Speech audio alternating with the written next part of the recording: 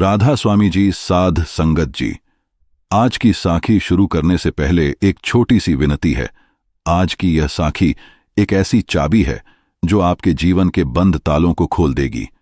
लेकिन एक बात याद रखिएगा, साखी को अधूरा छोड़ ढाकर जाना थाली में परोसे हुए प्रसाद को आधा छोड़ ढाने जैसा है। बद्ध बुजुर्ग कहते हैं कि जब मालिक की चर्चा चल रही हो और हम बीच में से उठकर जाते हैं तो हम उस रहमत को ठुकरा देते हैं जो हमारे हिस्से आने वाली थी। साखी को पूरा सुनकर जाइएगा, क्योंकि क्या पता कौन सा शब्द आपकी सोई हुई तकदीर जगा दे। बीच में से जाने का दोष अपनी रूह पर न लें, बल्कि पूरा सुनकर मालिक की खुशियां झोली में भरकर ले जाएं। साखी एक बार एक बहुत पुराना सत्संगी था। वह बीमार हुआ और उसे महसूस हुआ कि उसका अंतिम समय निकट है। उसने अपने बेटे को बुलाया और उसे एक बंद लिफाफा चिट्ठी दिया। उसने कहा, बेटा, जब मुझ पर सबसे बड़ी मुसीबत आए तब इसे खोलना, उससे पहले नहीं।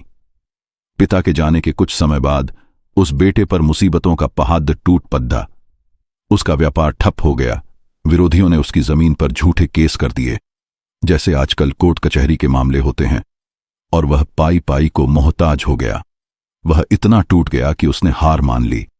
तभी उसे अपने पिता की वह चिट्ठी याद आई। उसने कांपते हाथों से वह लिफाफा खोला। उसे उम्मीद थी कि शायद इसमें किसी गुप्त खजाने का पता होगा या कोई वसीयत होगी। लेकिन जब उसने कागज निकाला तो उस पर सिर्फ एक लाइन लिखी थी, घबरा मत पुत्र, यह वक्त भी गुजर जाएगा। वह लड़का वहीं बैठ गया और जोर जोर से रोने लगा। उसे समझ आ गया कि वक्त चाहे सुख का हो या दुख का, वह कभी स्थायी परमानेंट नहीं होता। उसने हिम्मत जुटाई, सुमिरन किया और फिर से मेहनत शुरू की। धीरे धीरे उसके सारे केस सुलझ गए और वह पहले से भी ज्यादा अमीर और शांत हो गया।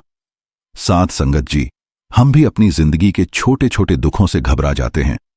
हमें लगता है कि जो केस आज चल रहा है या जो परेशानी आज है वह कभी खत्म नहीं होगी।